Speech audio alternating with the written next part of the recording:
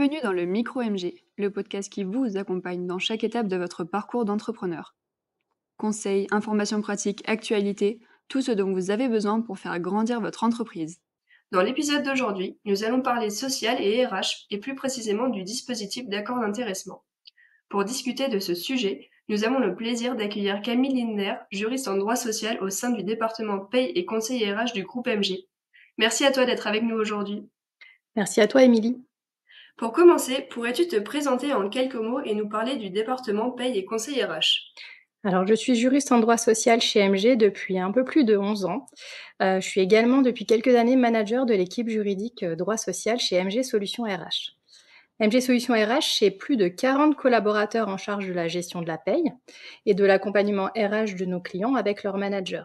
Il y a aussi 2 consultants paye qui s'occupent du déploiement des outils digitaux en lien avec la paye, par exemple les logiciels SIRH. On a aussi 5 juristes en droit social qui conseillent quotidiennement nos clients et 2 responsables.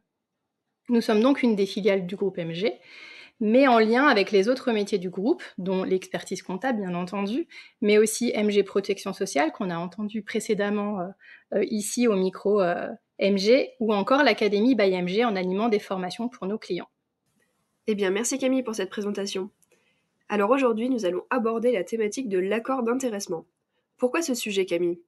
Alors c'est un sujet d'actualité puisque les dispositifs de partage de la valeur, dont fait partie l'intéressement, sont particulièrement d'actualité avec la loi partage de la valeur votée le 29 novembre dernier. Et du coup, que prévoit cette loi? Alors si nous nous concentrons sur les entreprises de 11 à 50 salariés, cette loi prévoit une obligation de mise en place d'un dispositif de partage de la valeur si l'entreprise réalise un bénéfice net au moins égal à 1% du chiffre d'affaires pendant 3 exercices consécutifs. C'est une expérimentation qui aura une durée de 5 ans. Et qu'est-ce qu'on entend par dispositif de partage de la valeur? Alors, comme dispositif de partage de la valeur, la loi prévoit 4 options.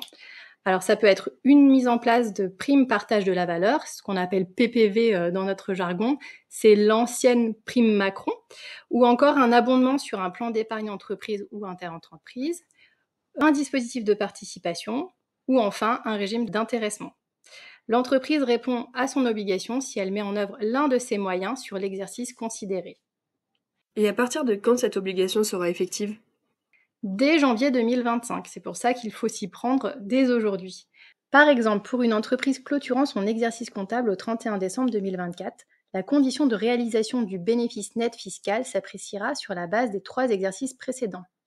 En 2025, nous regarderons donc les exercices 2022, 2023 et 2024. Et si ces 3 exercices réalisent un bénéfice net au moins égal à 1% du chiffre d'affaires, alors il faudra mettre en place un dispositif de partage de la valeur. Revenons à l'intéressement. Peux-tu nous dire en quoi cela consiste? Alors l'intéressement, donc, c'est un dispositif qui est facultatif, collectif et aléatoire. Il permet d'intéresser les salariés aux résultats ou aux performances de l'entreprise. Il peut être mis en place pour une durée de 1 à 5 ans et peut être renouvelé. Toutes les entreprises peuvent mettre en place cet intéressement à condition d'avoir au moins un salarié et d'être à jour de leurs obligations en termes de représentation du personnel. Ce dispositif vise à encourager les salariés à s'impliquer dans la réalisation des objectifs de l'entreprise. En effet, la formule de calcul prévue peut prendre en compte des éléments quantitatifs, par exemple un pourcentage du résultat de l'entreprise, mais aussi des éléments qualitatifs, tels que la prise en compte des pièces non défectueuses dans l'industrie ou encore des critères liés à l'environnement.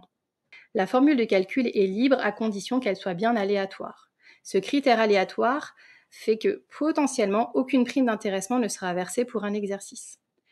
Étant une condition de validité, il est impératif que la formule de calcul soit bien étudiée pour faire en sorte que celui-ci se déclenche. C'est quand même le but final, de déclencher une prime d'intéressement, sans pour autant que cela soit trop simple pour conserver le caractère aléatoire. Et où est-ce que cette formule de calcul doit être inscrite? Cet intéressement doit être mis en place par un acte juridique qui peut être soit une convention de branche, soit un accord d'entreprise ou encore un accord avec les représentations syndicales dans l'entreprise. Mais pour la plupart des clients que nous accompagnons, on sera plutôt sur un accord avec ratification aux 2/3 des salariés d'un projet proposé par le chef d'entreprise et le CSE s'il existe, soit encore un accord conclu au sein du CSE ou une décision unilatérale sous certaines conditions. Cet acte doit être signé au plus tard à la fin du 6e mois suivant le début de l'exercice pour lequel il sera calculé. Et il devra ensuite être déposé à l'administration dans les 15 jours.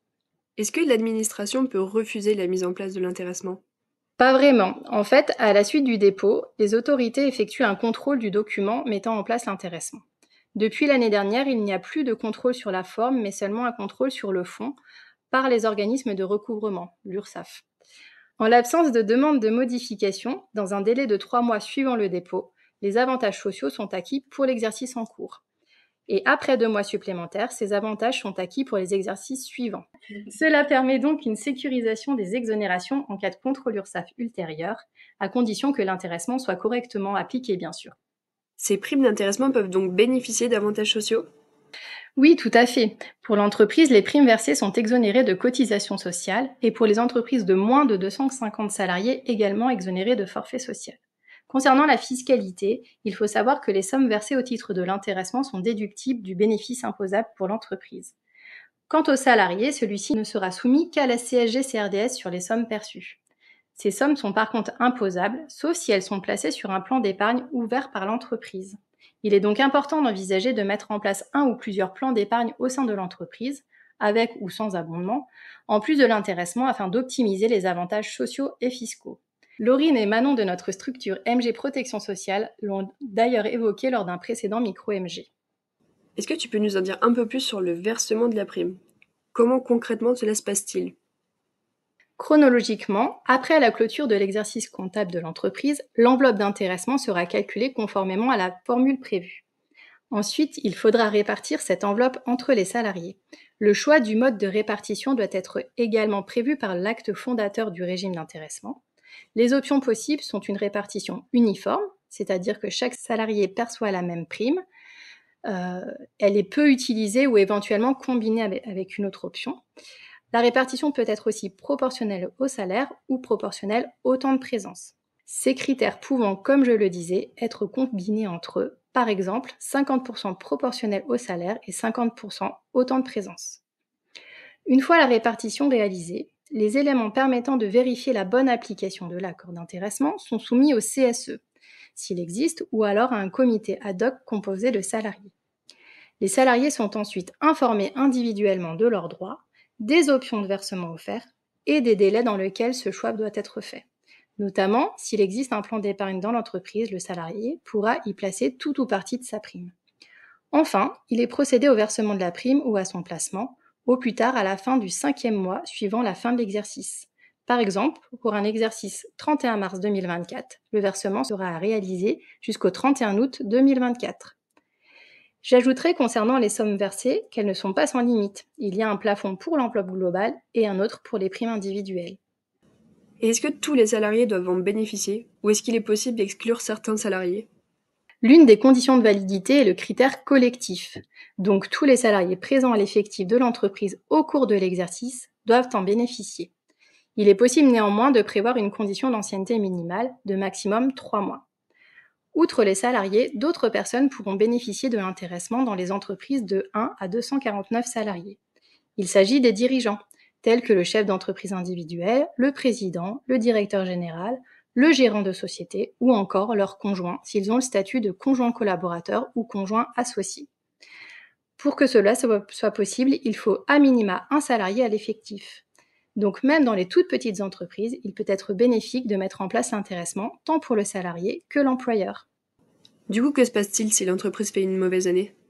Lorsque nous accompagnons nos clients sur la mise en place de l'intéressement, nous travaillons en commun avec l'expert comptable afin de trouver la formule de calcul la plus optimale possible, c'est-à-dire celle qui permettra de verser un intéressement adapté tout en protégeant l'entreprise. Dans ce cadre, si les chiffres ne sont pas au rendez-vous une année, l'intéressement ne devrait pas se déclencher. A l'inverse, si l'intéressement dégagé n'est pas à la hauteur des bons résultats de l'année et que le dirigeant souhaite verser plus, il existe le mécanisme du supplément d'intéressement. Ce supplément permet de verser une somme complémentaire qui bénéficiera des mêmes avantages sociaux et fiscaux que la prime principale. Dans les autres dispositifs de partage de la valeur, tu citais tout à l'heure la prime de partage de la valeur qui est aujourd'hui beaucoup utilisée. Peux-tu nous expliquer quelle est la différence avec l'intéressement? Les deux systèmes ont leurs avantages et inconvénients. La prime de partage de la valeur est ponctuelle, contrairement à l'intéressement, qui est un engagement en principe sur plusieurs années. En conséquence, l'intéressement est un outil qui peut être plus pertinent pour la fidélisation des salariés ou peut rendre l'entreprise plus attractive lors d'un recrutement, surtout dans les TPE-PME où celui-ci n'est pas encore trop développé. Par ailleurs, la prime de partage de la valeur est limitée à 3 000 € par an, alors que les plafonds d'intéressement permettent la plupart du temps de verser plus. D'ailleurs, le plafond de la prime partage de la valeur est doublé si l'entreprise dispose d'un accord d'intéressement. Enfin, un point fort de l'intéressement est surtout que le dirigeant peut en bénéficier avec les avantages sociaux et fiscaux, contrairement à la prime de partage de la valeur qui ne peut être versée qu'aux salariés. On peut donc trouver un intérêt à chacun des systèmes qui peuvent d'ailleurs se compléter. Il est même tout à fait possible de combiner tous les modes de partage de la valeur pour un maximum d'optimisation, puisqu'ils bénéficient tous d'un régime favorable en matière de cotisation sociale, voire d'impôts. Que l'effectif de l'entreprise soit de 1, 14 ou 30 salariés, qu'elle soit soumise ou non à l'obligation de mettre en œuvre un dispositif de partage de la valeur, nous sommes à la disposition de nos clients afin de les conseiller sur les meilleures options pour eux et leur entreprise. Eh bien, merci beaucoup Camille pour ces précisions. Aurais-tu un dernier mot que tu souhaiterais partager ? Merci à toi, Émilie. Oui, le dernier mot que je souhaite partager, c'est culture solution. C'est le maître mot de notre équipe. En effet, au quotidien, l'équipe, que ce soit les collaborateurs paye ou les juristes, accompagne les clients dans la recherche de la meilleure solution à leurs problématiques, celle la plus sécurisante. On peut aussi éventuellement chiffrer le coût afin de vous expliquer certains cas très spécifiques. En tout cas, nous sommes à votre disposition pour vous rencontrer quand vous le souhaitez. Eh bien, un grand merci Camille pour avoir partagé ton expertise avec nous aujourd'hui. Et surtout, restez à l'écoute pour de nouveaux épisodes. À bientôt!